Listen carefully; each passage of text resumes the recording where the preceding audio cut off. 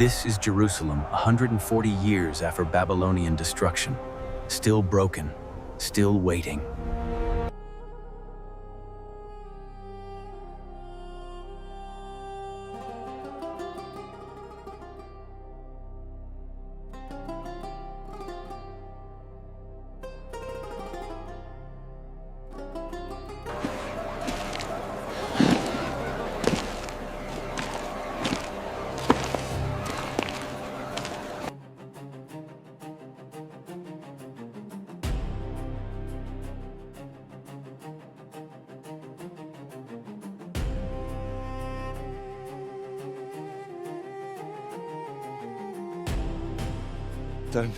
The wall of Jerusalem is broken down, and its gates are destroyed by fire. We are in great distress.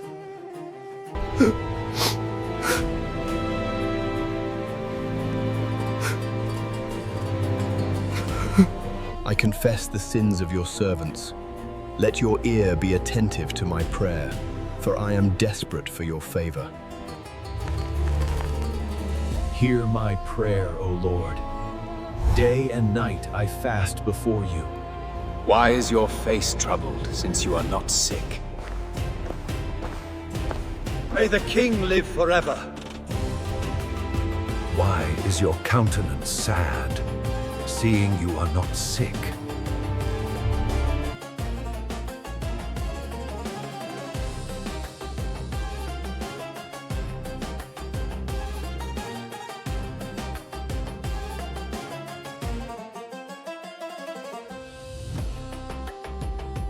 May the king live forever. The city, the place of my father's tombs, is laid waste, and the gates are consumed by fire. So I prayed. Nehemiah was cupbearer to the king of Persia. He tasted wine to ensure it wasn't poisoned.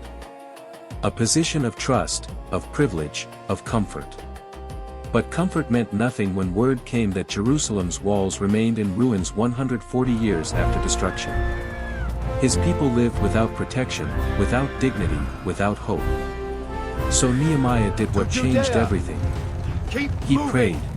The king's provision must arrive safely. After all these years.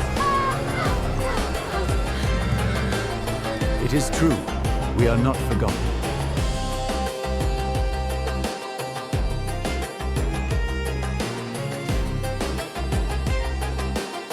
See the distress we are in, how Jerusalem lies in ruins. But look, the timber is ready. Let us rise and build! The king noticed Nehemiah's sadness. In that court, showing grief before royalty could mean death. But Nehemiah chose courage over safety. He told the truth. And the king didn't execute him. He equipped him. Letters of safe passage. Timber for gates. Resources for reconstruction. 4 months of prayer answered in one conversation. Nehemiah arrived in Jerusalem with everything needed. Not just permission to dream, but provision to build. Because when God calls you to a work, He provides for the work.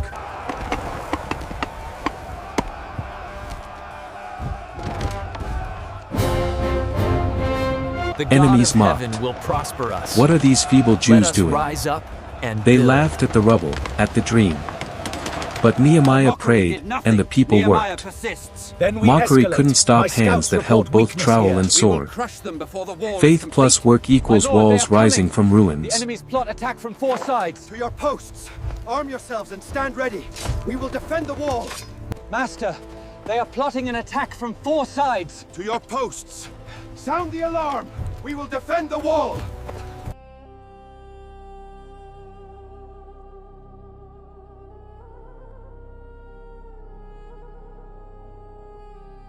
Enemies mocked. What are these feeble Jews doing? They laughed at the rubble, at the dream. But Nehemiah prayed, and the people worked. Mockery couldn't stop hands that held both trowel and sword. Faith plus work equals walls rising from ruins. Let us finish this great work together. Stone by stone we build our home. Strong and tall, the city wall.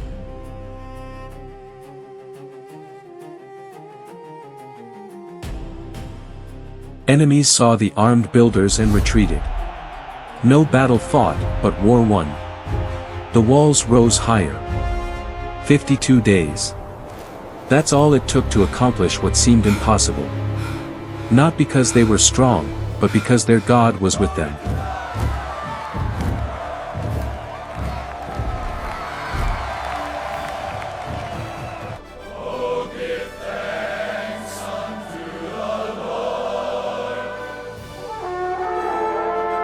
When walls were complete, even enemies recognized God's hand in it. Jerusalem celebrated with sacrifices, with music, with joy so loud it was heard from far away. The city had walls again. But more than that, they had their dignity See how back. strong it stands. A testament to our faith and hard work. It will protect our future.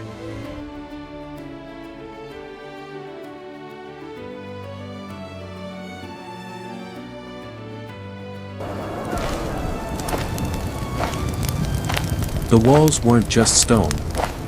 They were safety for children to play, It seemed peace for impossible. families to sleep, Our enemies dignity mocked for a us. people to stand But God tall. provided, and through This is faith what and happens hard when work, prayer meets we action. finished the wall.